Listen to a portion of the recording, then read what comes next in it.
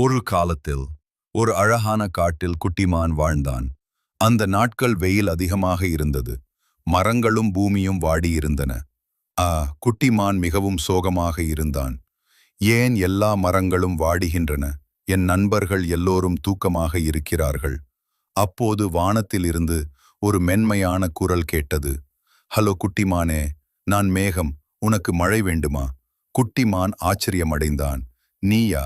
மழை மேகமா? மெதுவாக மென்மையாக மழை பொழிந்தது. மரங்கள் பசுமையாகின. பூமி சிரித்தது. குட்டிமான் குதூகலத்தில் குதித்தான்.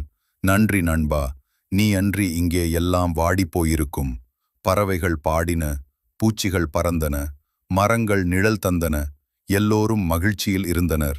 குட்டிமான் இப்போது மிகவும் சந்தோஷமாக இருந்தான். இயற்கை நமக்கு நம்பிக்கையும் நட்பும் தருகிறது. நல்ல நண்பர்கள் எப்போதும் நம்மை காப்பார்கள். நம் சுற்றுச்சூழலை நேசியுங்கள்.